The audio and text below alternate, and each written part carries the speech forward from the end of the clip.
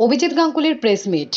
হলদিয়ার বিভিন্ন কলকারখানায় শ্রমিকদের তৃণমূলের ওয়ার্ড সভাপতি কিংবা অঞ্চল সভাপতির কাছ থেকে চিঠি নিয়ে আসতে বাধ্য করা হচ্ছে, তারা তৃণমূল করে বলে।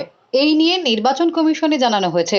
আইনি পদক্ষেপ করার কথা বলেছেন অভিজিৎ গঙ্গোপাধ্যায়। সন্দেশখালীর মতো অভিজিৎ গঙ্গোপাধ্যায় ও সৌমেন্দু অধিকারীর বিরুদ্ধে ফেক ভিডিও করার চক্রান্ত চলেছে, এমনই মন্তব্য তমলুক লোকসভা কেন্দ্রের বিজেপি প্রার্থী অভিজিৎ গাঙ্গুলির। সভাপতি এবং আমাদের জেলা স্তরের নেতা, রাজ্য স্তরের নেতা, আমাদের সংসদ এবং সভাপতি, তাদেরকে সঙ্গে নিয়ে আমি এই সাংবাদিক সম্মেলনটা অত্যন্ত জরুরি ভিত্তিতে করতে হচ্ছে। তার কারণ হচ্ছে আমাদের কাছে সুস্পষ্টভাবে তথ্য এসছে যে এই ফরাক হলদিয়া এলাকায় বিভিন্ন কারখানায়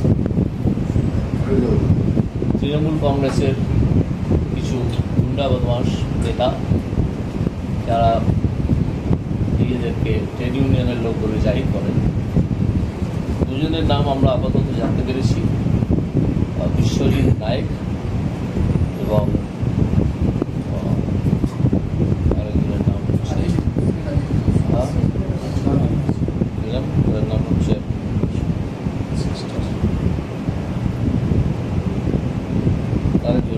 দুজনে মিলে শুভাশিস বড়াই, এই দুজনের নাম আমরা আপাতত স্পেসিফিকভাবে জানতে পেরেছি, নির্দিষ্টভাবে। তারা বিভিন্ন কারখানার শ্রমিকদের একটা আশ্চর্য হুমকি দিচ্ছেন।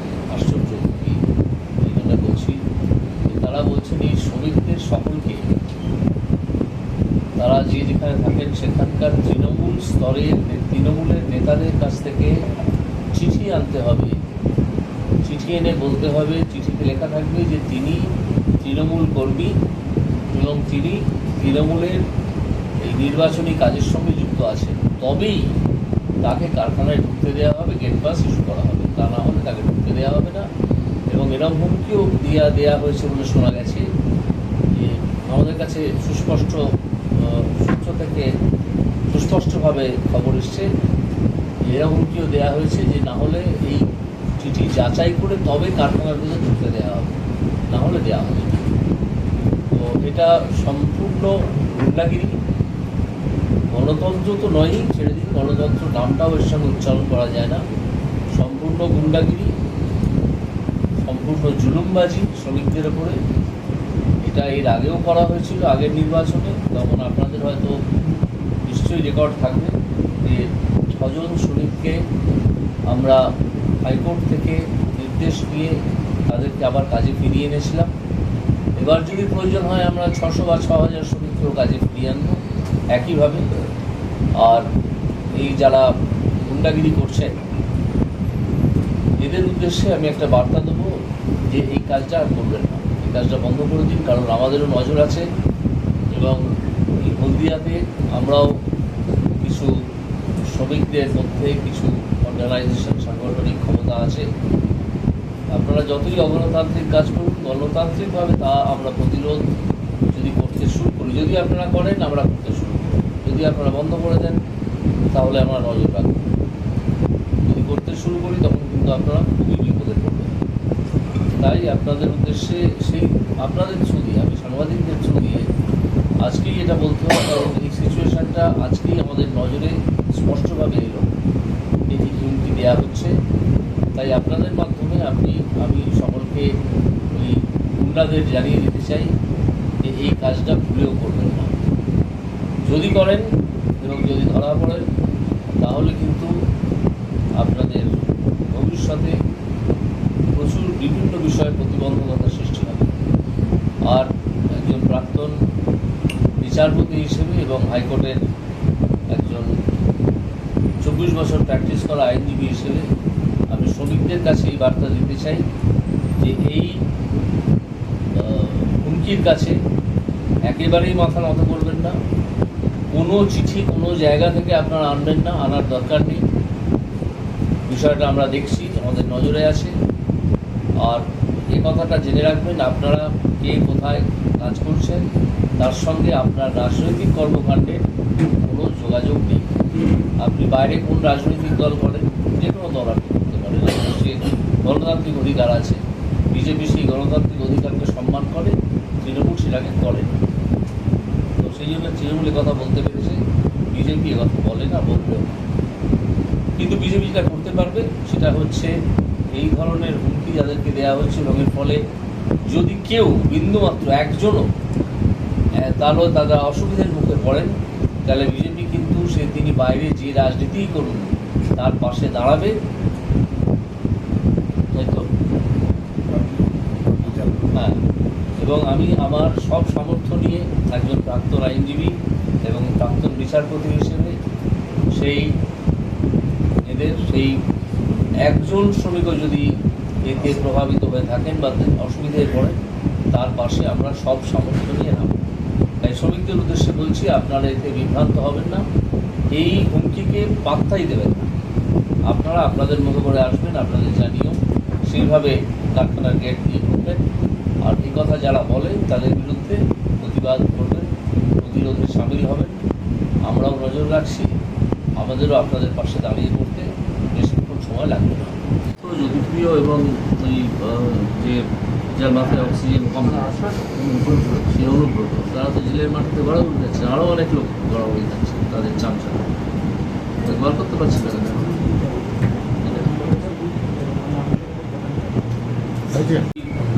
ডিগ্রি নিয়ে আমার সংশয় আছে, কোথা থেকে আমি চ্যালেঞ্জ করেছি যে কোথা থেকে আইনজীবী ডিগ্রি তারা এনেছেন সেটা আমি দেখতে চাই। এটা নিয়ে আমি লাগবো, শুরু করবো কাজ ভোটের প্রচারের রেজাল্টের পরে, তখন জানা যাবে কার পরামর্শে তিনি এইসব বাজে বাজে কথা বলছেন। তিনি নিজে তো কিছু জানেন না। মমতা ব্যানার্জির পড়াশোনা ক্লাস 8-এর বেশি নয় বলে আমি মনে করি। তিনি এই ধরনের কথাবার্তাই বলেন, মঞ্চে উঠে পঞ্চভূতের মতো নাচ করেন, মঞ্চে নাচেন পঞ্চভূত। কৃষ্ণ কুমার রায়ের একটা ছোট ছড়া আছে না, তো সেরকম পঞ্চভূতের মতো নৃত্য করেন তিনি এবং তার ভাই করেন। দেখছো কি হয়েছে এইসব করে, কিন্তু পাড়ার রাস্তায় দাঁড়িয়ে ঝগড়া করা, কলতলায় ঝগড়ার মতো ব্যাপার করে এরকম ঝগড়া করার অভ্যাস ছিল। আমরা রাজনৈতিক কথাবার্তা বলি, রাজনীতির কথাবার্তা বলি, এইসব সন্ত্রাসের দিকে থাকি না, নাহলে সন্ত্রাস তো আমরাও করতে পারতাম। আমাদের ক্ষমতা কিছু কম নেই, ভারতবর্ষে 18টা রাজ্যে আমরা আছি, আমাদের ক্ষমতা কিছু কম নেই। আমরা তাদের তো বড় বড় 3জন নেতাকে জেলে গড়াগড়ি খাওয়াচ্ছি, বার করতে পারছেন না। আদালত বলছে পথ দেখাতে, কেন ওরা অন্ধ? এসএসসি কি অন্ধ? এসএসসি বলছে যোগ্য অযোগ্যদের আলাদা তারা করতে পারবে, মানে আবার ভোট বদল করলো। ভোট তো বদল করতেই হবে। মোদী সাহেব যে বক্তব্য রেখেছেন যে আমরা যোগ্যদের পাশে আছি এবং অযোগ্যরা যাতে বিদায় হয় সেই ব্যবস্থা করবো, এবং তাদের জন্য লিগাল সেল অলরেডি তৈরি হয়ে গেছে রাজ্যে যারা যোগ্য। সেই চাপে পড়ে বেড়াল গাছে উঠেছে। বেড়াল তো ছালায় না পড়লে গাছে ওঠে না, তো বেড়াল এখন গাছে উঠেছে, উঠে বলছে যে হ্যাঁ আমরা দিতে পারবো। কংগ্রেস একটা অভিযোগ করছে যে 500 বছরের পুরনো রামকে নিয়ে আসতে পারলেন অযোধ্যাতে মোদী সরকার, নীরব মোদী, মোহন চেস্কি এদেরকে নিয়ে আসতে পারলেন না, কেন বিজেপি? এই কথাগুলো খুব ক্যাচি। 500 বছরের পুরনো রাম, এই রামকে নিয়ে এসছেন থেকে দশরথের রাজ্য থেকে একটা রাম মূর্তি, যেটা রাম লালা পুজো হতো অন্য একটা ছাউনিতে, সেটার জন্য একটা মন্দির তৈরি করেছেন। রামকে নিয়ে আসতে পারলাম? এইসব মানে আপনি 1 লিটার কেরোসিন তেল দিলাম, আপনি আমার মোহন চেস্কিদের নিয়ে আসতে পারেননি, সেটা নিয়ে আসার চেষ্টা চলছে। তো চেষ্টা সহজ নয়, অন্য দেশে তারা গিয়ে বসে আছে, তবু তারা করছে। কংগ্রেস গভর্নমেন্ট তো সেটাও করেনি। অধীর রঞ্জনের এই কথা বলার কোনো মোরাল রাইট নেই। মোদী সরকার তো তবু চেষ্টা করছে। তাদের সব সম্পত্তি বাজেয়াপ্ত হয়ে গেছে, 9,000 কোটি টাকা ছিল, তার কয়েক গুণ বেশি হয়েছে। মঙ্গল চোখে একটা বক্তব্য আমরা পেয়েছিলাম যে ডিসেম্বরে ডেডলাইন, সরকার তো ডিসেম্বরে পড়ে যেতে পারে, বক্তব্য আবার সমূহ সম্ভাবনা আছে। সেরকম সুস্পষ্ট কিছু কারণ কিছু বলবেন? সুস্পষ্ট আমরা দেখতে পাচ্ছেন তো, তাপস রায় বেরিয়ে গেছেন আগেই, কুণাল ঘোষের কণ্ঠস্বরে অন্যরকম সুর, ঠিক আছে, তাকে কোনো রকমে আবার পার্টি ফোল্ডে রেখে দেওয়ার চেষ্টা। ববি হাকিম নিস্তব্ধ। আপনারা কি কৃষি ভাইপো ছাড়া আর কাউকে ওদের নির্বাচনী প্রচারের ভিডিওতে দেখতে পান? ওকে পান না। এটা একটা এই কর্পোরেট কালচার আমদানি করতে গিয়ে একটা রাজনৈতিক কালচারকে বিসর্জন দিয়েছে এরা, এই তৃণমূল দল। তো দিয়েছে এবং তারা আমার ধারণা বিজেপি 25-এর চেয়ে বেশি আসন পাবে এবং সেক্ষেত্রে এই সরকার তাদের বৈধতা হারাবে, তাদের লেজিটিমেসি থাকবে না এই রাজ্য সরকারের, এবং তখন তাদের চলে যাওয়াই উচিত। চলে যাওয়ার জন্য যাবতীয় ব্যবস্থা করা হবে, তারা চলে যায়, নিজেরা ভেঙে পড়ে যাবে। এই সরকারটি তো কোষাগারে টাকা নেই, কদিন পরে তারা মাইনেও দিতে পারবে না, লক্ষ্মী ভাণ্ডারও দিতে পারবে না, কোষাগারে টাকা নেই, ফলে তারা ভেঙে পড়বে না, কী করবে? তৃণমূল একটা কথা বলছি যে আপনারা এদের ক্ষমতায় এদের অন্নপূর্ণা ভান্ডার 3,000 টাকা করে দেবেন বলেছেন। তৃণমূল বলছেন ওনারা তো 10 বছর কেন্দ্রীয় সরকারের ক্ষমতায় আছে, এই এরকম একটা প্রকল্প চালু করতে পারেনি কেন? গোটা দেশবাসী মহিলাদের জন্য একটা টাকা দেওয়া, রাজ্যে রাজ্যে চলছে গোটা দেশের জন্য। গোটা দেশের জন্য কেন্দ্রীয় সরকারের কী করার দরকার আছে, যখন রাজ্যে রাজ্যেই তো চলছে।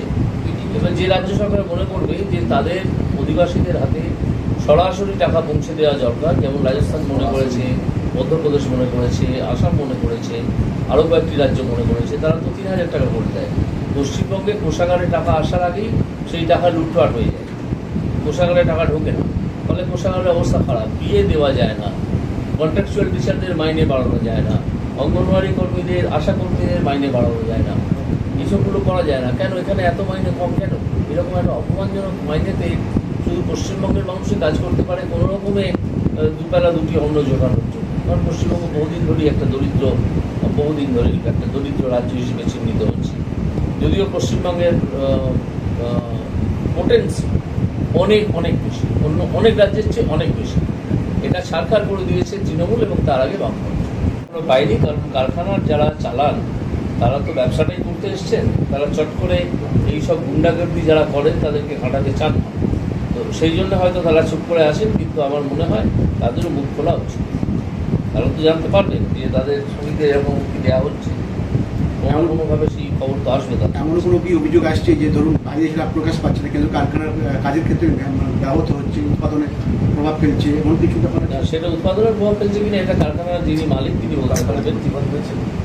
কোথাও কি ভয় পেয়ে তৃণমূল এটা করছে? মানে অবশ্যই তৃণমূল তো এখান থেকে নিশ্চিন্ন হয়ে গেছে, তৃণমূলের তো কোনো প্রচার দেখতে পাচ্ছি না। তারা আমাকে আহ্বান করে রাজনীতির মাঠে আসতে করেছিল, আমি যখন পদত্যাগ করে রাজনীতির মাঠে এলাম তখন দেখলাম মাঠটি শূন্য, সেই মাঠে খেলার লোক নেই। তারা যতই চেঁচান খেলা হবে, আমরা বলেছি খেলা হবে, সকল গিয়ে বাড়ি যাবে।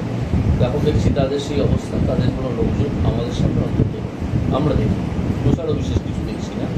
সেই জন্যই ওরা এইসব গুন্ডাগুন্ডি এবং ওই 100% ভোট কাস্ট করাবে, ওই পোলিং করাবে কিছু কিছু বুথে, এই চক্রান্ত যেটা গতকাল রাতে হয়েছে বলে শুনতে পাচ্ছি, আমাদের কাছে খবর এসছে। সেটা নিয়ে কি নির্বাচন কমিশনকে জানাচ্ছেন আপনারা? আমরা জানাবো খুব শীঘ্রই, আমরা জানাবো। এটা সদ্য এসছে রিপোর্টটা। কোন এলাকায়? এলাকাটা আলাদা করে বলা যাচ্ছে না, কারণ সব জায়গাতেই এটা এরা করার পরিকল্পনাটা করেছে এবং এদের একটি পেশাদারী সংস্থা আছে। আমি তাদের নামটা বলছি না, কারণ শুনতে পাচ্ছি এই সংস্থার কিছু লোক, সবাই তো কাজ করেন না এদের, কিছু লোক তারা এই পরিকল্পনা করে এইভাবে বাজারে নামছেন। তো সেটা আমরা প্রতিহত করবো, ইলেকশন কমিশনকে জানাবো এবং মানুষকে বলবো, বিশেষ করে সংখ্যালঘু মানুষকে বলবো যে আপনারা আপনাদের বিচার বুদ্ধি প্রয়োগ করে ভোট দেবেন, সে আপনারা চাকরি। সেটা কি জানা গেছে? না, দুজনের খবর আমরা পেয়েছি, যারা দুজন গুন্ডা, যারা এই তৃণমূলের গুন্ডা, তারা যারা এটা বলেছে, কোন কারখানা সেটা আমরা তদন্ত চালাচ্ছি, আমরা 2-1 দিনের মধ্যে সেটা আপনাদেরকে বলে দিতে পারবো। আর এছাড়া আপনারা তো নিজস্ব সূত্র আছে, আপনারা নিজস্ব সূত্রে খবর সংগ্রহ করতে পারেন যে কোন কারখানায় এটা করা হচ্ছে। এবং আমি আপনাদের জানিয়ে রাখছি, এটা কোনো মিথ্যে অভিযোগ নয়, আমরা একটা সুস্পষ্ট তথ্য পেয়েছি বলেই এটা আপনাদেরকে ডেকে আজকে এই সাংবাদিক সম্মেলন আমাদের করতে হচ্ছে। এটা যদি একটা পুরো খবর হতো, হ্যাঁ, ইলেকশন কমিশনকে জানানো হয়েছে। যে দুজনের নাম আপনি বললেন, হ্যাঁ। এরা কি তৃণমূলের কোনো পদে রয়েছে? হ্যাঁ, তৃণমূলের পদে রয়েছে যুব সম্পাদক, যুগ্ম সাধারণ সম্পাদক এই বিশ্বজিৎ এবং আরেকজনের নাম হচ্ছে সুভাষ। এই দুজন স্পষ্ট প্রমাণ পাওয়ার পরে কি আইনি কোনো পদক্ষেপ করবে? নিশ্চয়ই করবো, এবং আইনি পদক্ষেপ যেটা করবো তাতে এই যারা এগুলো করবেন, এই যে গুন্ডারা, তাদের কিন্তু ভবিষ্যৎ কণ্টকিত করবে, এটুকু বলতে পারি। শ্রমিকরা তো শ্রম দপ্তরের অধীনে থাকেন, মানে শ্রম দপ্তরে কি কোনো শ্রমিক লিখিত অভিযোগ করেছেন এই হুমকি? সেটা আমরা এখনো জানি না, আমরা খোঁজ নিচ্ছি। আপনারা কি শ্রম দপ্তরকে জানাচ্ছেন বিষয়টা? না, শ্রম দপ্তরকে আমরা এখনো জানাইনি, নির্বাচন কমিশন। তবে আমরা নির্বাচন কমিশনকে জানিয়েছি। যেহেতু নির্বাচন বিধি চলছে, আমরা নির্বাচন কমিশনকেই জানিয়েছি। আমরা আশা করছি নির্বাচন কমিশন এটা উপযুক্ত পদক্ষেপ নেবে এই গুন্ডাগিরি এবং জুলুমবাজির বিরুদ্ধে। কোন কোন কারখানা সেটা পরে আমরা হ্যাঁ, সেটা আমরা তদন্ত করছি। কোন না, মানে কারখানা? হলদিয়ার কি সব কারখানাতেই না কোন কোন না না, সব কারখানা, সব আচ্ছা, কারখানা। এটা শুধুমাত্র কন্ট্রাকচুয়াল লেবারদের ক্ষেত্রেই করতে মানে করা হচ্ছে নাকি, না সমস্ত ধরনের? যাদের গেট পাস নিয়ে ঢুকতে সকলের ক্ষেত্রে। তো এটা কোন কোন কারখানায় পার্টিকুলারলি আমরা জানতে পেরেছি কোন কারখানা সম্বন্ধে, সেটা আমরা দু একদিনের মধ্যে জানিয়ে দেবো। আর আপনারা জেনে রাখবেন যে এই জুলুমবাজি প্রতিটা কারখানাতেই শুরু হতে যাচ্ছে। এখনো পর্যন্ত কোনো এফেক্ট হয়েছে কোনো শ্রমিকের উপর তথ্য যেরকম রয়েছে? না, সেরকম তথ্য এখনো আসেনি, কিন্তু শ্রমিকদের যদি এই জুলুমবাজি করে সন্ত্রস্ত করা হয় তাহলে তারা স্বভাবতই, তারা তো রুজি রোজগারের জন্য শ্রম দিতে আসেন, শ্রম বিক্রি করতে আসেন একটা কারখানায়। এই শ্রমের বাজারে তারা একটু পিছিয়ে যেতে পারেন রাজনৈতিক কার্যকলাপ থেকে। আমরা তো বলছি যে সেই শ্রমিক তৃণমূল হতে পারেন, সিপিএম হতে পারেন, বিজেপি হতে পারেন, অন্য যে কোনো দল হতে পারেন। আমরা সেই নিয়ে একেবারেই ভাবিত নই, আমরা ভাবিত গণতান্ত্রিক পরিস্থিতি নিয়ে। এবং সেখানে এই জুলুমবাজি, আমি স্পষ্ট করে বলছি, এই জুলুমবাজি চালানো যাবে না। ভবিষ্যৎ যারা এটা চালাবে তাদের ভবিষ্যৎ কিন্তু কণ্ঠবিদ করে দেবে, আইনে আইনে জেরবার করে দেবে। শ্রমিকদেরকে কোনো বার্তা দেবেন বা তাদেরকে আশ্বস্ত করতে আপনি কি বার্তা শ্রমিকদের দিচ্ছেন? আশ্বস্ত করলাম এই বলে যে আমরা আমাদের সব সামর্থ্য নিয়ে এবং ব্যক্তিগতভাবে আমি আমার গত 24 বছরের হাইকোর্টের অ্যাডভোকেট্রির অভিজ্ঞতা নিয়ে তাদের পাশে সম্পূর্ণত থাকবো। এবং আপনারা জেনে রাখুন, আপনাদের কোনো ক্ষতি কেউ করতে পারবে না। কারখানাতে ওই চিঠি আনার বিষয়টা, এই যে চিঠি আনা, এটা কাদের কাছ থেকে নিয়ে আসতে হচ্ছে কর্মীদেরকে, এবং এর কি কোনো ছাপানো ফরম্যাট তৃণমূলের তরফ থেকে দেওয়া হচ্ছে নাকি কোনো প্যাডে? ছাপানো ফরম্যাটের কথা আমরা জানতে পারিনি। যেটা বলেছে যে যারা পুরসভায় চিঠি, যেটা আমরা ডিএম একটু দেখান যদি আমাদের। ডিস্ট্রিক্ট বেসকে যেটা করেছি, দিচ্ছি একটু। আমি আমাদের যে অভিযোগটা, সুস্পষ্ট অভিযোগ যেটা আমরা করছি, দুজনের নামে আপাতত, আরও কয়েকজনের নামে মনে হচ্ছে করতে হবে। হ্যাঁ, জেলা সভানেত্রী অভিযোগটা করেছেন ডিস্ট্রিক্ট ম্যাজিস্ট্রেটের কাছে 7 মে। এটা হচ্ছে they have received notice to the concerned workers where they are commanding the workers to collect consent letter, এখান থেকে বুঝুন, consent letter from ward president in case of municipality or from panchayat president in case of panchayat on their letterhead as a proof of party worker and have to submit it to the union secretary or union member on or before 29th April 2024 within 10 AM. 29 তারিখে 10টার মধ্যে এগুলো জমা দিতে হবে। থেকে একবার এটা আমরা দেখিয়ে দিচ্ছি।